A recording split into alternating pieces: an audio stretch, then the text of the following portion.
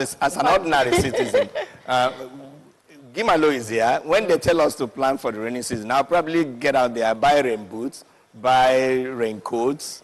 For you to move into the flood, right? For me to, that's right, to navigate the flood. Yeah, navigate the flood. Yes. What about the flood itself? Yeah, so you've been in Lagos and you saw the massive flooding that happened in Lagos. Right. I dare say that it is unprecedented in Lagos. What we saw in Lagos in the last few weeks have been out of proportion. Why? What happened? Why is the question now. You want to talk about environmental issues also. But you know, let me take you one point. Once I saw the rains, the volume, and the rise, just opposed that against the warnings by NIMET, as it were. You know, NIMET is government agency, right? Yes. So which means they know about these things. They know what could happen. They give you predictive, data and analysis of what could come up in the next few days, few weeks, few months, even before the rains came. Now, what did we do with the planning? That's the point now. We've not yet to throw stones, but it's happened, it happened. Now, imagine even before God in the Bible allowed the rains to come, he pre-warned humanity. You know,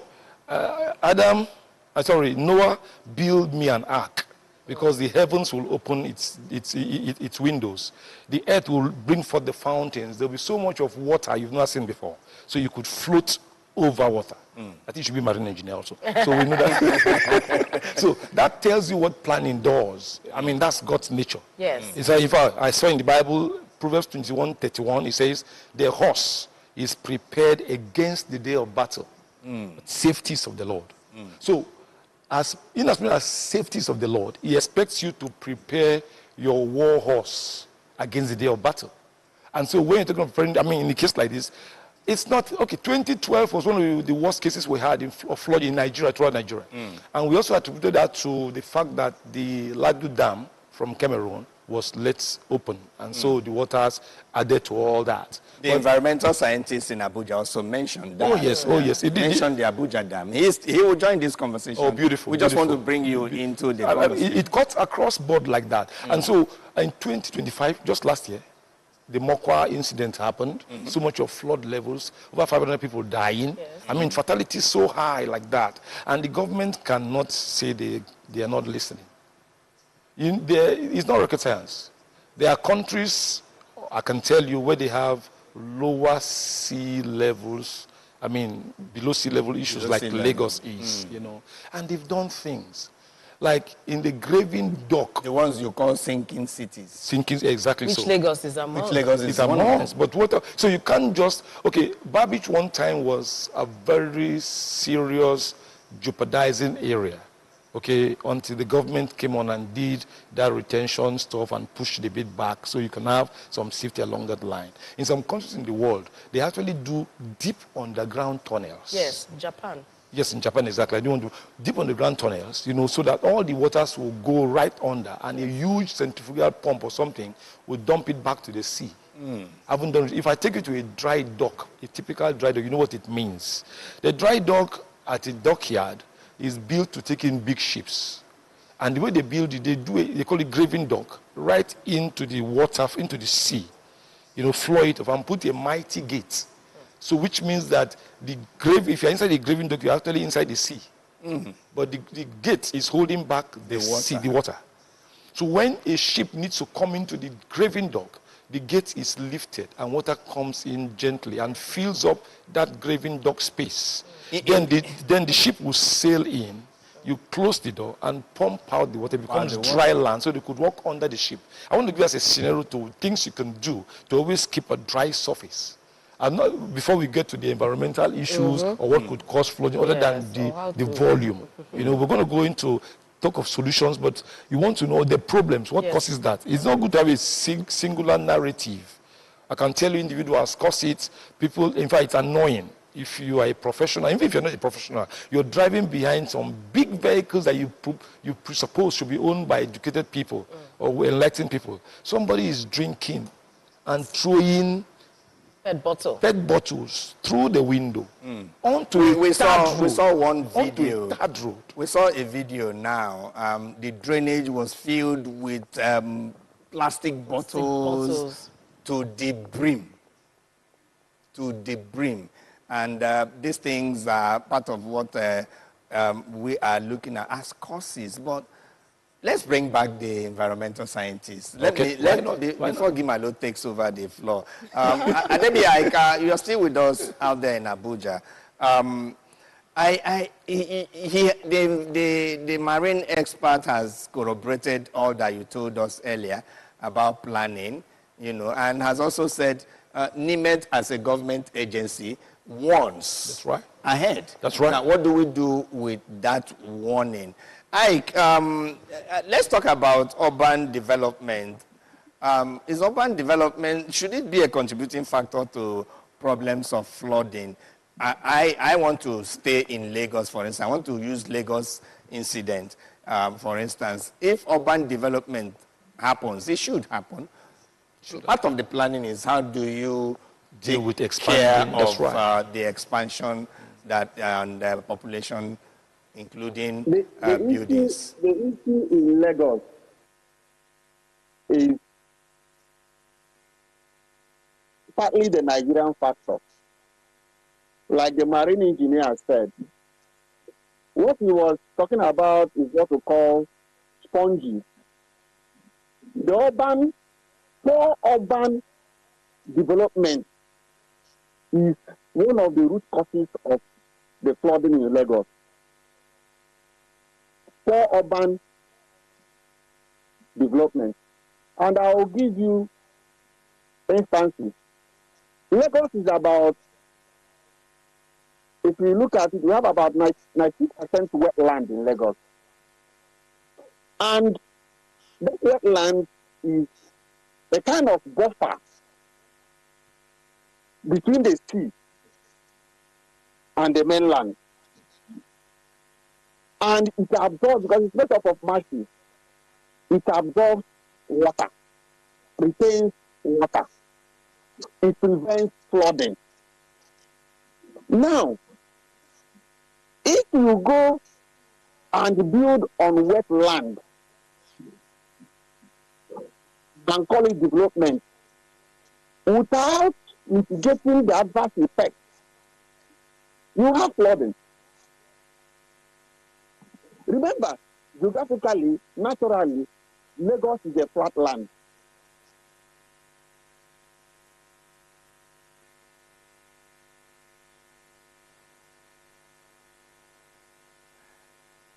Hello, Adebi. Okay, momentarily we lost connection there. Angel. Yes.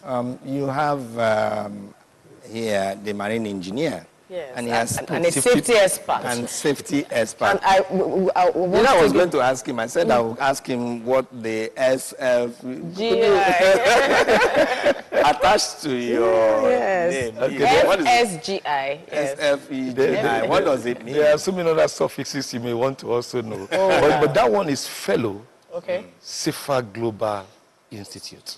I see. As a fellow of the Safety and Emergency Response Ready Global Institute, where I'm a fellow there. I'm also a fellow of the Institute of Safety Professionals of Nigeria, as it were, among so many other fellowship awards by the grace of God. So what about the other one, FSGI? That's what I'm saying. Fellow. Safer Global Institute. Right, that's about safety. Yes, That's it's about about safety, safety. and that's And where you are coming. Yes, that's where I'm coming I'm in. of the World Safety Organization, of course, in Nigeria. Yes, You also World know Safety that. Organization. That's right. That's right. So let's talk to people, because I think you just need to keep saying it for people to hear, understand, and do. Is to act. You talked about somebody in a big car just throwing away PET bottle. So let's talk about, because the floods are here already. That's right. Yeah, they're here already. So what common mistakes do people do when there's flooding, and what shouldn't they do? We're talking about safety now. When flooding has occurred. When it has occurred already, because it's here. Not to prevent flooding. We're not, it's here already, so we're talking about now. You can't learn to swim when it comes, right? Exactly. That's right. I like that. I want to say that quite okay because that's why preparation is You key. can't learn to swim when you're already I mean, drowning. when you're already drowning, you know, you just need to be praying and be wishing. So before we even get to that, I like to say people should be proactive. You know, one of the things, a popular musician then was that fellow who said, water not get enemy. And truthfully, water has no enemy. It's useful. I'm sure you took your bath this morning. I sure did. I sure did. I took my bath this morning. Indeed. And I drank water this morning too. So that's the same water. But water in a volume. You know, one of the first things that, like this month, as a matter of coincidentally, I think 25th of July is World Drowning Prevention Day. You know, and I keep telling people, if you don't go to water, water may come to you. And that's where we are right now. You know, you tell some people will tell you even how to say, I don't know how to swim, I can't even float. So asking that question, let's take away that physical aspect of it. But the knowledge is also key. Once you have the right knowledge, your panic levels will be low of anything in life. Knowledge is very, very key. That's why in the Safer Global Institute, we're talking about advocacy every time. We have what we call the Safety and Emergency Response Ready Global Ambassadors Network. There are safer ambassadors everywhere. You know, we want to say where 2 or 3 are gathered, there should be at least one safer ambassador, somebody who knows what to do. Because if you don't know the right thing to do, no matter how much interested you are, no matter how confused you are, no matter how knowledgeable you are in other things, you may just apply the wrong thing to do. So what do we say you should do? At any point in time, what is this? For people, whether you can swim or not, learn to put your documents in cellophane containers, cellophane bags, for instance. Okay. Because people have talked of lost documents, washed up by the floods. Even if they I mean, find them. we saw another video okay. through the window. You wake up in the morning, your bedroom That's right. is flooded to bed level. In fact, more than bed level. I've had level. instances of, I've gone to visit places where people were sleeping and the beds began to float. Look at that. You know, okay, imagine that. True. Look at that. True.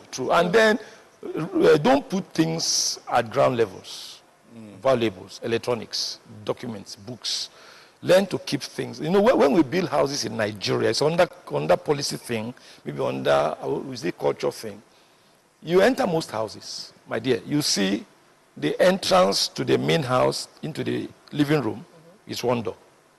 The next door you see is one from the kitchen, exit door. Yes. Even if it's a big, mighty duplex or a simple flat. So there are no escape routes anywhere. You're not building houses that will have cellars.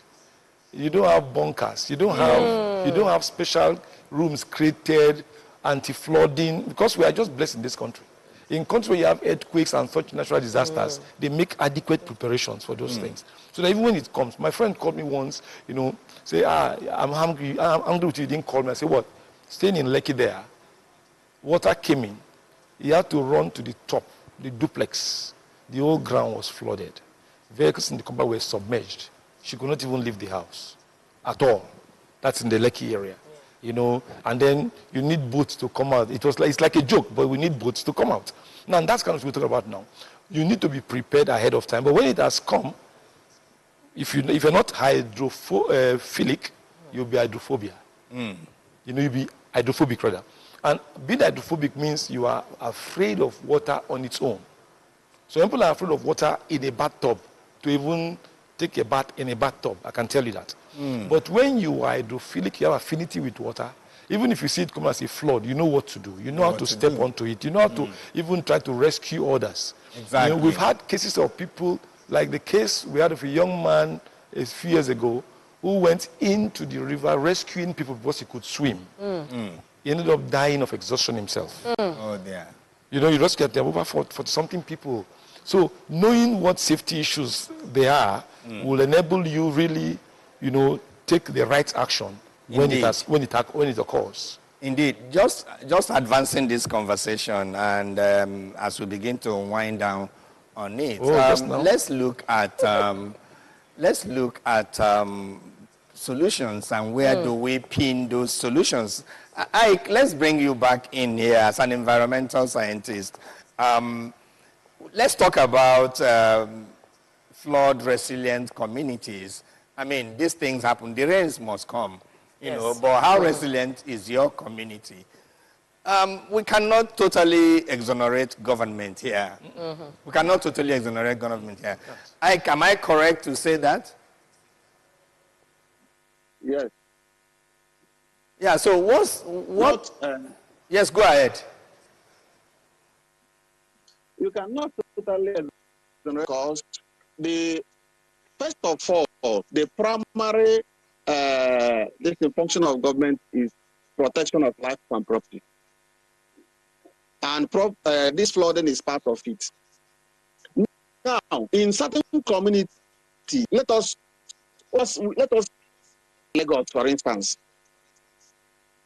If you look at from the colonial time data of Lagos, you will find out that places like Ikoyi was required.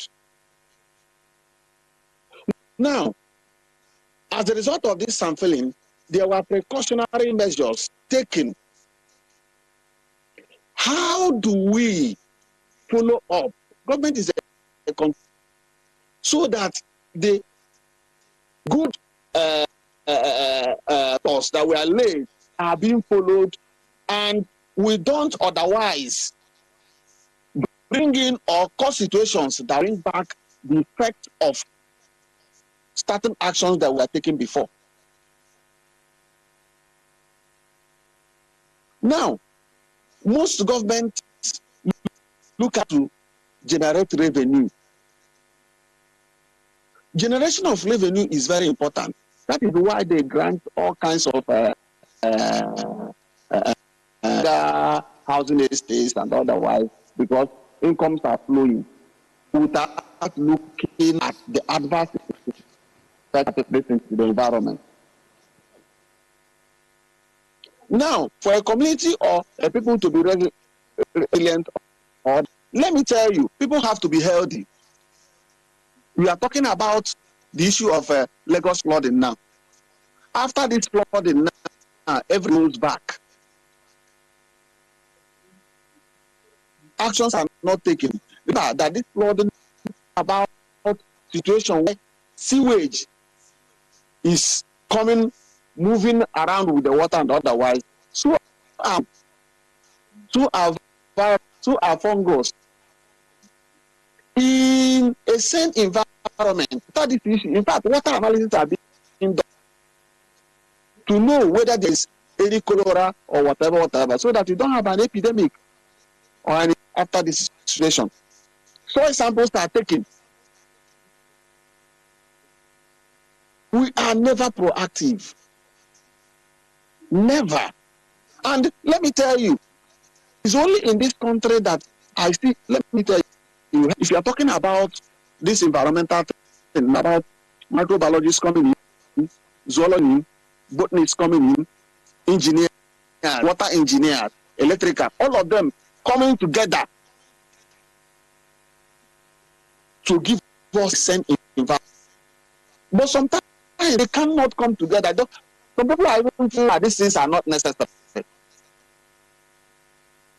It takes a government that is highly that wants things to be done to bring these scientists, professors.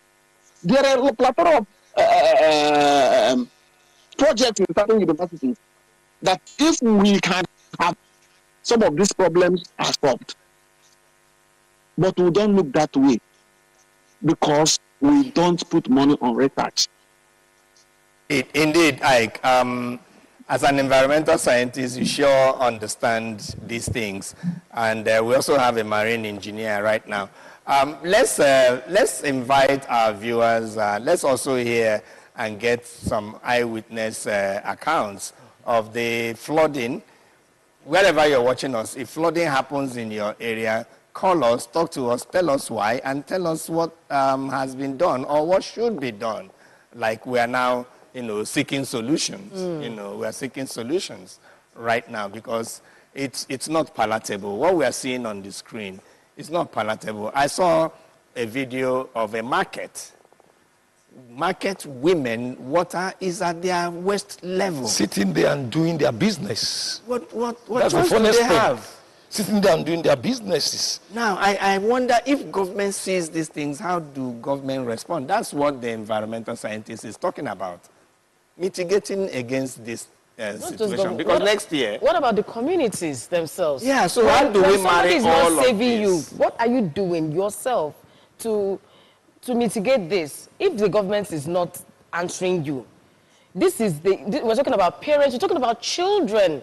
You've not even finished saving yourself. You're looking at how to carry babies. How do we do this? How do communities get prepared for this? Gimalo, I saw another video online. Some of these locals were busy dragging people out of the one you called gutter, the drainage. A lot of people are falling into. Oh, yes. Yes. Oh, yes. Yeah. Oh, yes. So that's my talk to us. We are now seeking solutions. Do we really need solutions from this place? Must we continue like this? You know, you've given us a lot of Bible versions. The Bible also says, shall we continue? And the Bible says that grace may that abound. grace may abound. And the Bible says, should we continue if the like this? foundation be destroyed, what can the righteous do? What's the foundation of any existence, for instance? My brother Ike was talking there. He said government's responsibility is to protect lives and property. You know, and if floods will damage property, it's basically the responsibility of government. One, of course, citizens have got a big role to play, responsibilities also. Their obligations to what is available. Now, when we come on air and speak, some people will think, oh, you are either attacking somebody or government. It's not about attacking anyone. It's about speaking realities the way they are. Now, I saw the video, the shots on the Ikotun, the other one on the Ojota axis, as it were, even on newly constructed roads, as it were. Now, it will amaze you that that has not even gone into active use. Active use yet, exactly. You know, you want to ask, the EIA done before these projects were carried out, by the way, that's environmental impact assessments done. You know, who are you holding responsible if the EIA fails, if it doesn't give you the right thing? We have seen road constructions being carried out, and even as laymen who are not construction experts, you know that this road has no plan for drainage. When drainage is there, it is not, you know, symmetry to the levels you are seeing. For instance, at a place I saw that flood, if you go there, it's clear that the area on the left-hand side, the gradient goes that way up. It's more. On this other side, it goes up. So there's like a little valley there. When you construct a road in a place like that, where does water go to? Because even when there's a drainage, it doesn't go like in a direction towards a canal or towards where to empty out. So it's just there like cosmetic. That's not about the citizenry. It is not the citizens who are going to control that for you. The supervisor of that project, the engineers on that project, who is holding them accountable. So when you see a road, I mean, you can't do anything about it. You and I can't do anything about it. You come, the road has been done, it's looking clean, but the gutters are going to nowhere. What you call gutter, the drainages are going to nowhere. And they're not deep enough. You get to some places, and they look steep, other places, and they look shallow. And I ask myself, where is the flow? Before the first rains even came, we knew that some channels were going to nowhere. So definitely that's a recipe for flooding in that environment. One. Now the citizenry also will not be able to carry out that. What our responsibility will be to educate our people around us. One of the reasons for flooding is also the dumping of refuse and the dumping around of waste materials indiscriminately. Now and again, you want to ask, whose responsibility is it to provide keeps? You know, what you call the waste bins. Waste bins. The culture, do we have that culture right now?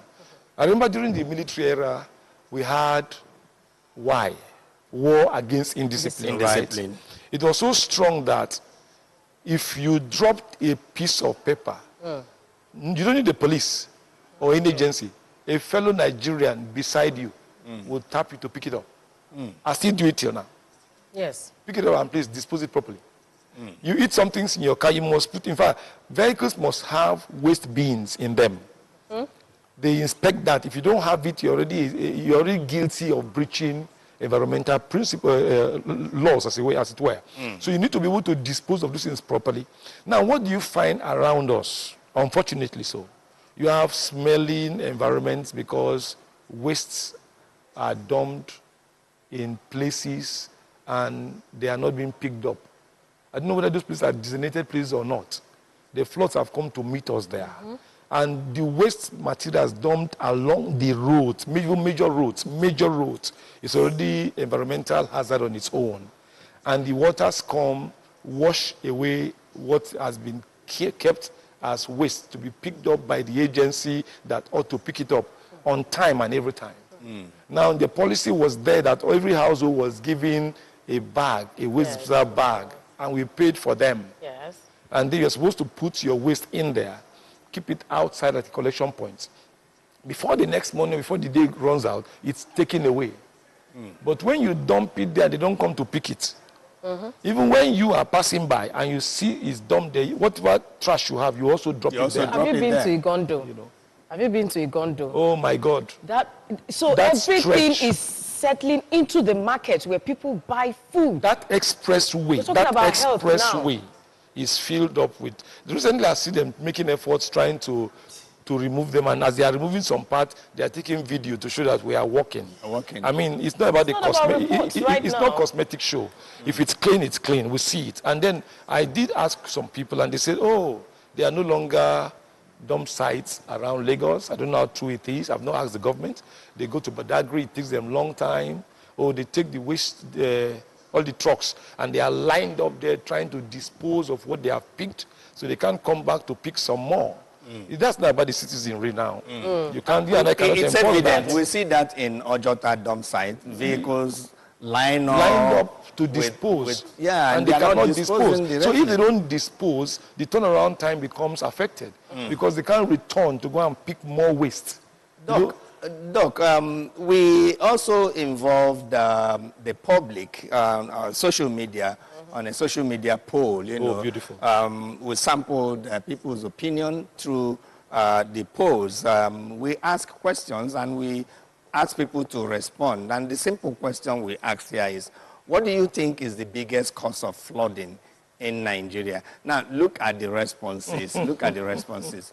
Blocked drainage systems, 11.1%.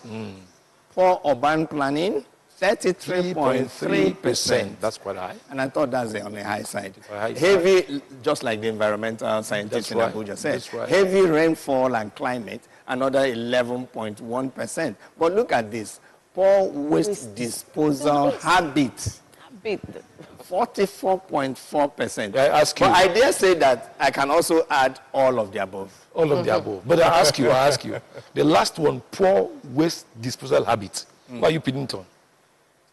Tell me. No, you tell me. I ask the Jimmy, question. tell Tell me. me. Okay, Tell so me. it's both ways. Tell me. Okay, beautiful. It's both ways Yeah, right okay, now. okay, It's both okay. ways because Because the we are individuals, discussing waste disposal Disposal. just before I brought habits, it. That's right. the You know, habits, So the habits. habit of the it. bad habits. That's we should have right. added bad Okay, bad habits. So, Okay, so that's right. let's bring in the environmental scientists one more time. Adebi Aik in Abuja, are you with us? Did you see this poll? Maybe we'll put it back for you to see the responses and the question we have. Yes. Okay. Please analyze them for us. Now, let me tell you. And I'm going to shock you with something now. Do you know Nigeria will recycle diseases? We recycle diseases in Nigeria. And I will tell you, there is no waste in Nigeria. You will see maybe good effect as a result of TB. And the person use and everything will now eat inside the waste bin. And most of these people who will go Babambola or otherwise that pick, they will come and pick bottles and everything. And that is how Korea disease infection. Now, if we want to get it right, is what we call proper segregation of medical waste and other waste that come from the house that are not us. And even most of our hospitals in Nigeria doesn't have incinerator. Hospital waste is dumped with the same as domestic waste. Chemical waste. And people to dump pipe. People are carrying it to dump. Now, like a marine engineer said, every society, the family is the society. Waste management and poor habit as a result of waste disposal, we should start the system from the house. And government goes and otherwise to educate people. But first of all, there must be a proper infrastructure whereby government place waste bins at places. And the environmental department must be so efficient and effective that this waste are posed. The second complex is relationship between the poor urban management waste disposal. If you don't have, let me tell you, it's not rocket science. Every district is a major incinerator,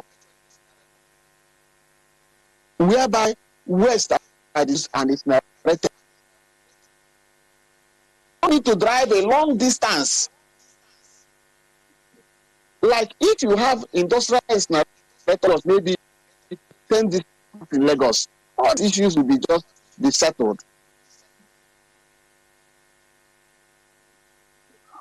But we are playing with a major epidemic if we don't take active measures. Thank you so much. Adebi Ikechukwu, we simply shortened your name to Ike. Environmental scientist in Abuja. I mean, you have experienced Lagos, so you know what we are talking about, and you sure do know what you're talking about. This conversation will not end in one sitting. I mean, flooding has become, like you said, to prevent epidemic. I mean, it's getting to an epidemic level, if not endemic level. I must thank you for making our time to join us on this conversation.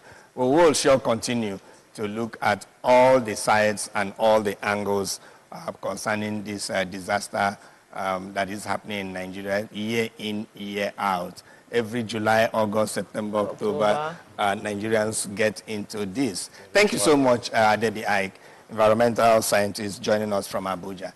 Do have a great day ahead. All right, Doc, we also must say thank you for coming in, but we would give you a chance for your last shot for today. Oh, okay, for today. For today, for now. Thank you. Because we'll call you again. Oh, definitely. There are still issues to be addressed. So many issues, really. I thank God for that. But Lagos has incinerators. I don't know. Okay. Let me say that because that we had incinerators, or we have incinerators. Whether they are working on is a different case altogether. Now, if they come alive, I'm sure it's a place where you eat up waste or something, eat like, so to speak, and the Waste to Wealth initiative is supposed to help convert all these wastes to money for people. So when people going about picking those things, because of the campaign and the consciousness to want to drive a narrative, that instead of disposing of your waste anyhow, put them together, you may even make money from it. Now that's it, an advocacy that must go forward. I know, is it in France or somewhere that you have machines that pay citizens money? If you take your pet bottle or any waste and go to the machine, it's self-service. You just put it in there. It will take it in and dispense the appropriate value to you in cash. That's an initiative that I'm sure, I don't know whether individuals did that or the government did that, but these are the kind of things that will definitely help checkmate these incidences. It goes beyond flooding like we discussed now. The epidemic is there. See, I keep using the ship as a typical best practice setting, because on board the ship, as you sail the oceans, it's a complete city on its own. Everything you want is there. Everything you want is there. Incinerators, that waste segregation is there. You can't put metallic waste along with chemical waste, along with organic waste. You can't put, everything is segregated. Your batteries must be put in a different container. And that advocacy, in the Safer Global Institute, we teach that in waste management. Those who come through the trainings get it well. But you see, implementing it across board for every citizen to know how to dispose your waste, even at home, I bet, I won't ask you the question, it's rhetoric. Where do you drop your batteries when they go flat? When they are used? Do you put them in the same waste container as that? Because when it hits the ground out there, it pollutes groundwater also. Cellophane has been the campaign, styrofoam, but those things that will not easily disintegrate into the soil are also problems for us. Now, it goes beyond just what is causing the flooding now. Anything could cause it beyond what we have listed here. Indeed. But basically, we need the National Orientation Agency. I want to call them out here also. To start up the campaign. We can partner with them to do that. A campaign that will make every citizen conscious of what it takes to prevent flooding to the extreme, like it's happening now. What everyone ought to do. It doesn't have to be enforcement every time. Advocacy is a good part of it. It's also expensive. At the World Safety Organization, we're doing plenty of advocacy. In Benin, we've been going around schools. We have a project with safer schools, as it were, and safer environments. We're going to institutions, because when you catch them young, these children know it. What will a child say to you if he or she's in the car and see you dropping things out through the window? Daddy, please put in your seat. But don't do that. And it will be like a best way to. So let's catch them from the grassroots, from ground level. I think we can partner to make this advocacy good also. Indeed. The world safety. The conference we have is coming up in September. You'll be there. Yes. No, you'll be there to give us a coverage to put this thing to the World Safety Organization Conference, September 10th to 11th, apparently. And these things are discussed. We have high flyers in society coming together everywhere, discussing. This is one of the major things to discuss, actually, and renewable energy. So, Dr. Soji, somebody responded, Dr. Soji Olalokun. He gave solutions. I believe we'll scroll it. He talked about clearing the water paths. Lagos sits on wetlands and lagoons. Primary damage are choked with silt. So annual dredging and silt, all. That's so right. We're going to scroll his response to this. That he gave a solution to it. That is the country director of the World Safety Organization. Okay, Dr. Soji Olalokun. Yes. Thank you so much, Dr. Wilson Aripo, Governor General and CEO, Safety Emergency Response Global Initiative. God bless you for. Thank you so very much for having me. You're doing a great job, by the way. Thank you so much. God bless you guys well. Thank you. All right. So much lessons have come out of this conversation, and our topic asked that question: are we paying attention? That will further this conversation in the days to come, because rains must happen. Rains must come every year, every season. All right. That will be the size of the conversation on flooding in Nigeria. I say part one for now, because we're still looking at all other sides and angles. And we shall be going for another break. When we return, we have yet another interesting conversation to delve into. And that has to do with the Federal Road Safety Corps bill to the National Assembly seeking, to criminalize commercial buses preaching of the gospel and selling of drugs and items in the buses. FRSC have sent in a bill to criminalize those activities. Stay with us. Dr. Chris Iyama will be joining us. He is a civil rights activist. He will be joining us to throw more light and help us make sense of all of this when we return. This is the morning show here, this morning live on LN 24/7. We'll be right back. And my name is, not put your name.